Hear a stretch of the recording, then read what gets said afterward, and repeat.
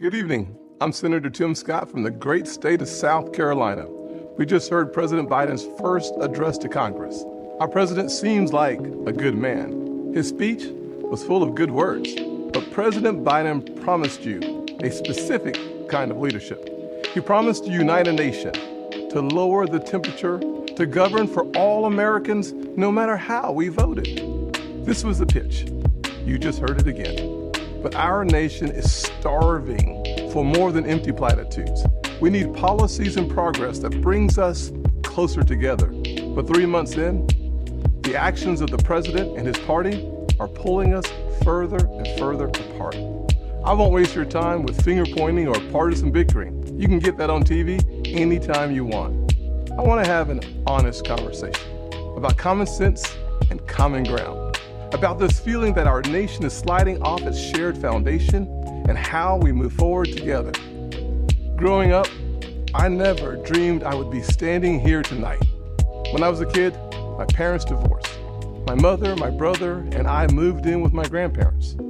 3 of us sharing one bedroom. I was disillusioned and angry, and I nearly failed out of school. But I was blessed. First, with a praying mama. And let me say this, to the single mothers out there who are working their tails off, working hard, trying to make the ends meet, wondering if it's worth it, you can bet it is.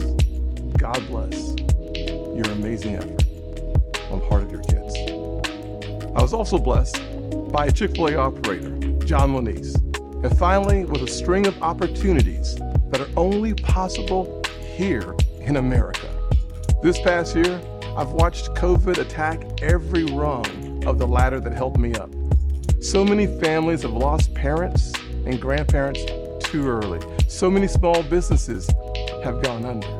Becoming a Christian transformed my life, but for months, too many churches were shut down. Most of all, I'm saddened that millions of kids have lost a year of learning when they could not afford to lose a single day. Locking vulnerable kids out of the classroom is locking adults out of their future. Our public schools should have reopened months ago. Other countries did. Private and religious schools did. Science has shown for months that schools are safe. But too often, powerful grown-ups set science aside, and kids like me were left behind. The clearest case I've seen for school choice in our lifetimes, because we know that education is the closest thing to magic in America. Last year, under Republican leadership, we passed 5 bipartisan COVID packages.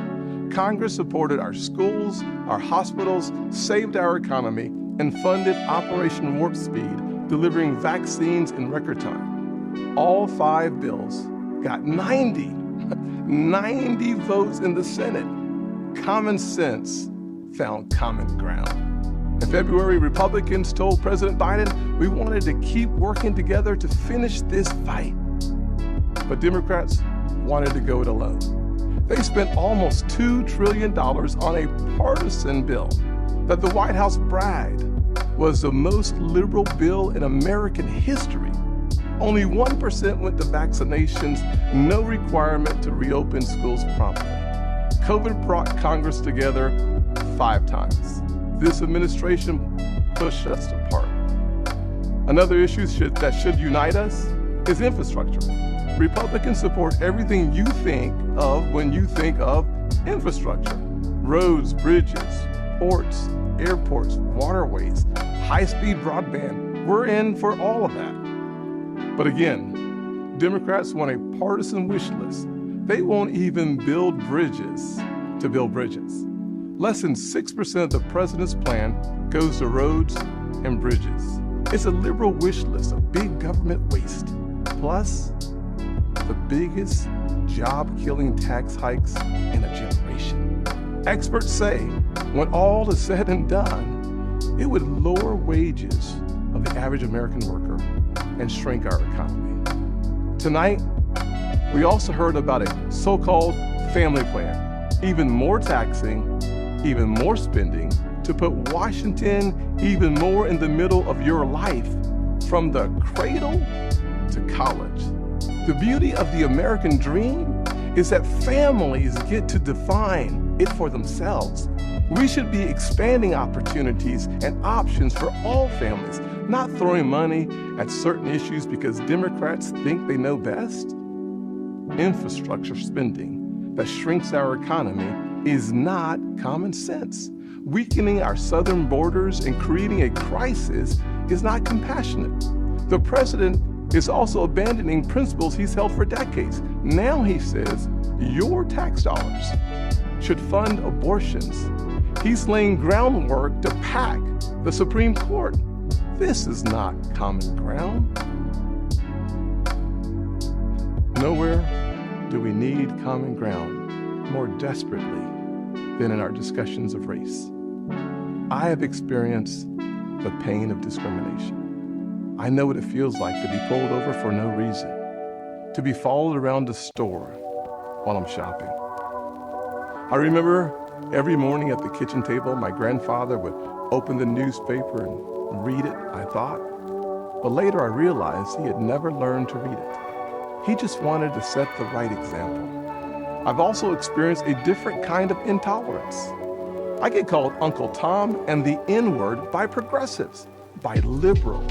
Just last week, a national newspaper suggested my family's poverty was actually privilege because a relative owned land generations before my time. Believe me, I know firsthand, our healing is not finished. In 2015, after the shooting of Walter Scott, I wrote a bill to fund body cameras. Last year, after the deaths of Breonna Taylor and George Floyd, I built an even bigger police reform proposal. But my Democratic colleagues blocked it. I extended an olive branch. I offered amendments, but Democrats used a filibuster to block the debate from even happening. My friends across the aisle seem to want the issue more than they wanted a solution. But I'm still working. I'm hopeful that this will be different. When America comes together, we've made tremendous progress, but powerful forces want to pull us apart. 100 years ago, kids in classrooms were taught the color of their skin was their most important characteristic. And if they looked a certain way, they were inferior. Today, kids are being taught that the color of their skin defines them again. And if they look a certain way, they're an oppressor. From colleges to corporations to our culture, people are making money and gaining power by pretending we haven't made any progress at all, by doubling down on the divisions we've worked so hard to heal. You know this stuff is wrong. Hear me clearly. America is not a racist country. It's backwards to fight discrimination with different types of discrimination, and it's wrong to try to use our painful past to dishonestly shut down debates in the present. I'm an African American who has voted in the South my entire life. I take voting rights personally. Republicans support making it easier to vote and harder to cheat, and so do the voters. Big majorities of Americans support early voting, and big majorities support voter ID, including African Americans and Hispanics. Common sense makes common ground. But today, this conversation has collapsed. The state of Georgia passed a law that expands early voting, preserves no excuse mail-in voting, and despite what the president claimed, did not reduce election day hours. If you actually read this law, it's mainstream. It will be easier to vote early in Georgia than in Democrat-run New York. But the left doesn't want you to know that. They want people virtue signaling by yelling about a law they haven't even read. Fact checkers have called out the White House for misstatements. The president absurdly claims that this is worse than Jim Crow. What is going on here? I'll tell you, a Washington power grab. This misplaced outrage is supposed to justify Democrats' new sweeping bill that would take over elections for all 50 states. It would send public funds to political campaigns you disagree with and make the bipartisan Federal Elections Commission partisan. This is not about civil rights or our racial past. It's about rigging elections in the future. And no, the same filibuster that President Obama and President Biden praised when they were senators, the same filibuster that the Democrats used to kill my police reform bill last year, has not suddenly become a racist relic just because the shoe is now on the other foot. Race is not a political weapon to settle every issue the way one side wants.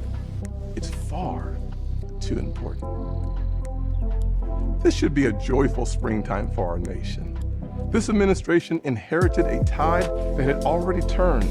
The coronavirus is on the run. Thanks to Operation Warp Speed and the Trump administration, our country is flooded with safe and effective vaccines. Thanks to our bipartisan work last year, job openings are rebounding. So why do we feel so divided? Anxious. A nation with so much cause for hope should not feel so heavy laden. A president who promised to bring us together should not be pushing agendas that tear us apart. The American family deserves better, and we know what better looks like. Just before COVID, we had the most inclusive economy in my lifetime, the lowest unemployment rates ever recorded for African Americans, Hispanics, and Asians, and a 70-year low nearly for women. Wages were growing faster at the bottom than at the top. The bottom 25% saw their wages go up faster than the top 25%. That happened because Republicans focused on expanding opportunity for all Americans. In addition to that, we passed opportunity zones, criminal justice reform, and permanent funding for historically Black colleges and universities for the first time ever. We fought the drug epidemic, rebuilt our military, and cut taxes for working families and single moms like the one that raised me. Our best future will not come from Washington schemes or socialist dreams. It will come from you, the American people, Black, Hispanic, white, and Asian, Republican and Democrat, brave police officers in Black neighborhoods. We are not adversaries. We are family. We are all in this together, and we get to live in the greatest country on earth. The country where my grandfather in his 94 years saw his family go from cotton to Congress in one lifetime. So I am more than hopeful. I am confident that our finest hour is yet to come. Original sin is never the end of the story, not in our souls and not for our nation. The real story is always redemption. I am standing here because my mom has prayed me through some really tough times. I believe our nation has succeeded the same way, because generations of Americans in their own ways have asked for grace and God has supplied it. So I will close with a word from a worship song that really helped me through this past year of COVID. The music is new, but the words draw from Scripture. May the Lord bless you and keep you, make his face shine upon you and be gracious to you. May his presence go before you and behind you and beside you. In your weeping and your rejoicing, he is for you. May his favor be upon our nation for 1,000 generations, and your family and your children and their children. Good night, and God bless the United States of America.